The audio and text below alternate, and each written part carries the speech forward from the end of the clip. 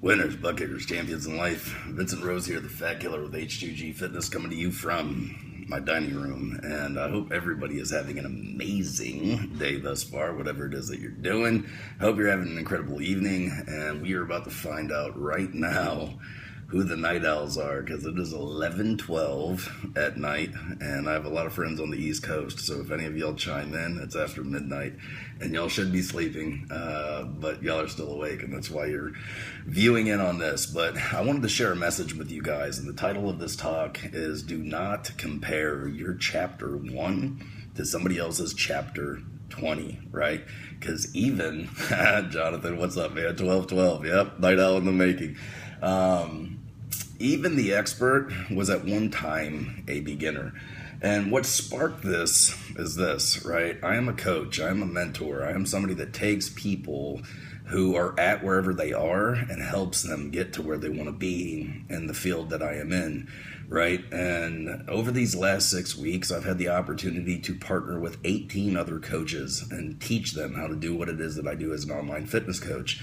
And some of the coaches right out of the gate are just setting up clients left and right. You got Crystal Alcorta. She's brought on 17 clients over the last 2 weeks, right? She's just killing it right now. We got a guy by the name of Kenneth that's on the team, Kenneth Frierson, who has brought on 5 clients his very first day, first 24 hours, 5 clients. Like, it's the cool thing to do. And then you got some other guys and gals that right out of the gate, maybe they're not having as much kind of a deal. And I had to have a conversation with somebody today, and I said, you have to look at where these people are at. How long have they been on their fitness journey? How much time have they put in? How many years have they spent developing their body? How long have they been doing coaching? They got an upper hand on you, right? They are going to be a pro at this right out of the gate because they have more sweat equity in the game at this stage in time than you. But that being said, at one period of time, if you would have rewound the clock a little bit, they were you. They didn't start where they're at right now. They started where you are starting. Nobody is an overnight success. Nobody strikes gold right out of the gate. Nobody is a pro at something whenever they first start it. We all start as beginners. And want to know what's common with all beginners? All beginners suck at everything that they do. Why? You're a newbie. You're still wet behind the ears. You're still figuring stuff out. You're still finding your footing. You still feel like a fish out of water.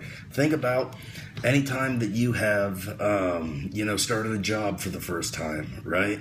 And it's new. You've never done it before. They partner you with somebody and you have to shadow them, kind of a deal. And you're following this person around your first day of work and you know nothing. And they're trying to show you this and they're trying to show you that. They're trying to teach you. They're trying to train you. They're trying to do all this kind of fun stuff. And you're just like, I don't know my butt from a hole in the ground right now, kind of a deal, right? But fast forward 6 months of you working on the job, and now you can do your job with half your brain tied behind your back. It's like, there ain't nothing to it. As a matter of fact, the newbie that comes on board, give him to me, because I remember how I felt. I can show him how to do what it is that I do. You all start new. You all start as a beginner. You all start as somebody that's not great at the thing that you're doing. But that doesn't mean that you can't become great at the thing that you're doing. And you have to just stop taking these people that you admire and put on a pedestal and comparing yourself to them, because it's not fair. If you're comparing yourself to somebody that has 10 years sweat equity in the game and you have 10 days, my goodness gracious, you're not going to be as good as them. They have a lot more time in. I have a lot of people that watch what it is that I do, and they're like, Vincent, you're growing your business, and it seems effortlessly. You don't know what I've done over the last 11 years to get to this point. Vincent, you cut the camera on and you can just roll, you can just talk. You're a great public speaker. I bet you've always been that way. No. Let me tell you about my first public speaking event, right? I was part of a business team, and they would have these Tuesday opportunity meetings that would start at 7, and for an hour, they'd roll on the opportunity. It would end at 8. We'd take a short break. We'd come back at 8:20, and then we would have a 40-minute teaching and training kind of a deal. Well, anyways, at one period of time, I was just somebody in the crowd. I was bringing guests. I was trying to grow my business. Well, eventually, my business got big enough that they said, hey, guess what? You're on the board. That whole 7 o'clock deal, you're doing it and you're talking for an hour and you're presenting the opportunity to all these people. And by the way, there's 200 people in the room, 20 of them, the 30 of them are guests. All the other 170 people have been busting their butt all week long to get a guest in the seat. You're the one that's talking to them. You better say something good, because if you screw up, it's on you. Well, it's my very first time doing public speaking. You might not believe this, but I was a very shy person. If you didn't talk to me, I wouldn't talk to you. I wouldn't say hi. I wouldn't say, how's your day? I wouldn't engage in conversation with you. I was to myself a bunch. And anyways, now I'm in front of a room of 200 people. I'm in a suit and tie. I got a whiteboard behind me. I got a blue magic marker in my hand, and I got a dry eraser set up. And I'm supposed to roll for an hour and talk about an opportunity to help people's dreams come true, right? Become an entrepreneur. Well, the first 10 minutes go great. I'm doing amazing. And I had studied very hard the material that I had to speak, so that I was very well prepared, so I didn't screw up. I didn't take it lightly that people had been working all week to get the cheeks in the seat, and I was going to be the one presenting them the opportunity. Well, that being said, I get 10 minutes in, it's going great, and then 10 minutes in, I start forgetting my material, and I start hosing it up. I start stalling. I start being unconfident. I start forgetting the things that I'm supposed to say. I start bombing in front of 200 people. And my back is to the audience, which you should never turn your back to the audience whenever you're speaking to a public speaking setting, kind of a deal.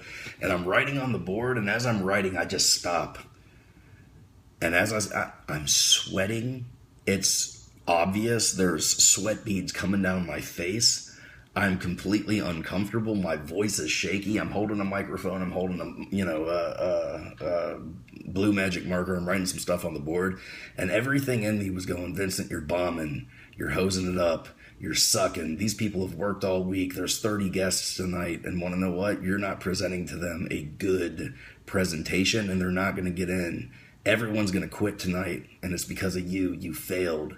Want to know what I wanted to do? I wanted to put my stinking magic marker down and frickin' just walk out and go to my car and cry like a little baby. Everything in me was like, just walk out. Just leave. You can't do it. They've taken a survey. They've done a poll. The two greatest fears of people in life are death and public speaking. Public speaking is right there with death. And I was right there with my biggest fear, talking in front of 200 people, and I was supposed to say something good, and I was sucking. But I got my wits about me, right? The next 15 minutes sucked, and then the last 30 minutes I kind of pulled it together, and it was okay, right? Did people get in that night? They might have not. I didn't give a good presentation, but I saved it a little bit. But that was my first time I ever did public speaking. That's where I started. But I did it the next week, and the next week, and the next week, and the next week, and the next week, and the next week, and months went by, and years went by, and now 11 years later, I have no problem at all cutting a camera on, looking at you guys boldly, speaking from the heart, and saying what I want to say. But I didn't start here. I started as the guy with the magic marker that was sweating beads, wanting to cry and leave. That was my chapter 1. You're looking at my chapter 20. Whenever it comes to fitness, you'll have a newbie. They're 70 pounds overweight, and they have a picture of somebody that they want to look like that has abs, and they have nice shoulders, and they got big arms, and they're lean, and all this kind of stuff. And want to know what they're doing? They're comparing their chapter 1 to that person's chapter 20, because this person has only been on a fitness journey for 2 days, and the person that they're showing you a picture of has been working hard for 15 years to carve, mold, shape, forge the body that they have. And they're comparing themselves to that. You can't accomplish in 15 days what somebody else accomplished in 15 years. It's not even a possibility. What's the point of all this? People beat themselves up because they're like, I'm not doing as good as this other guy. And you have to take into consideration, how long has the other guy or gal been doing it? And they've been doing it for a significant amount of time, more so than you. Just be encouraged and realize whenever they were at where you are, they sucked too. It's okay to suck at things that you're new at. whenever a kid starts doing something, they suck at it, but they don't get discouraged. They keep trying, they keep trying, they keep trying, they keep trying, and eventually they get it. What happened the very first time that you tried to walk? Right? You're a baby, you're laying down, you can't sit up. You try, you try, you try, you try, you try. You don't sit up, but you eventually can roll over. And now you can go from your stomach to your back, from your stomach to your back. Well, eventually you start trying to sit up again, trying to sit up, and eventually you can sit up. Well, eventually a kid is able to grab the ends of the couch and pull themselves up and they can stand. And now that they can stand, they look at everybody else. That's chapter 20. That's walking, but they're at chapter 1. They're holding on to a couch and they can't walk. And they want to know, they go, man, look, I'm going to try this whole walking thing, right? I'm going to let go of the couch and I'm going to walk. It's going to be great. And they let go of the couch and what do? They fall on their butt and they go, dang it, I guess that's not meant for me to walk. No, they don't say that. Want to know what they do? They grab the stupid couch again, they stand up and they try again. And then they fall. And then they grab the couch again, pull themselves up, try to walk, and then they fall. Over and over and over and over and over and over and over again until, want to know what? They let go of that couch. The parents are watching and they take their first 5 steps and then they fall. But they took 5 steps and now they go, if I can take 5, I can take 10. Let me grab the stupid couch again. Pull themselves up and now they take 10 and then they take 15 and now they become the people that they were watching. We walk around and we don't think nothing about it. But in the mind of an 18-month-year-old, they're at chapter 1, we're at chapter 20. But they don't get discouraged. They keep trying. At what point in your life do you forget what it was like to be a child and have childlike faith of want to know what? I see other people doing something. It's hard for me to do it. I'm going to try. I'm going to fall on my face, but I'm going to get back up and I'm going to get back up and I'm going to get back up and I'm going to get back up until it's done. That should never die in you. There's no quit in that.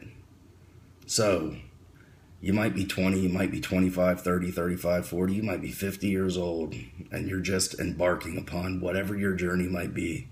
And you have people that you idolize and admire that are also in the field that you want to succeed in. And you're comparing yourself to them, and they've been doing it for X amount of time, and you've been doing it for 1/10 of that. And you're beating yourself up. Why do I suck and why are they great? Why am I bad and why are they good? Why can't I figure it out and how come everything comes so effortlessly to them? Everything doesn't come so effortlessly to them. The overnight success normally takes a decade plus to come to fruition. Vincent, your company's growing like wildfire. You're confident, you're bold, you got people that are coming to you like honey, flies like on honey, whatever. And it just seems so easy for you. I struggled hard in these last 11 years to get to where I am. I've worked 100 hours plus a week for 11 years. Am I good at motivation? Yeah. Why? I've been studying it for 11 years. Am I good at leadership? Why? Look at the bookshelf. While everybody else was watching TV, I was reading those stinking books. Why am I good at goal setting? Because I studied goal setting. Why can I do public speaking? I freaking studied public speaking. Why am I good at relationship skills? Because I've studied relationships. Why am I good at people skills? Because I've studied that. Why am I good at sales and marketing? I've been studying that. Why am I good at the things that I'm good at? Because for 11 years, I've put in the time, the due diligence. Why am I good at shedding fat? I've been studying it for 4 years. Why am I good at building muscle? I've been studying it for 4 years. Why am I good at the things that I do? Because at once I sucked at everything that I'm good at now. But I kept grabbing the couch, standing up, falling on my butt, grabbing the couch again, standing back up, and I kept doing that wash, rinse, repeat until this is where I am, and I have not arrived. I still suck at a lot of things. I have many of people that I look up to. Many. I can look at a Tony Robbins and go, this man holds a conference and 10,000 people show up that pay $5,000 a pop. Am I that motivational yet? Am I that inspirational? Do I draw that big of a crowd? Am I adding that much value? No, he does.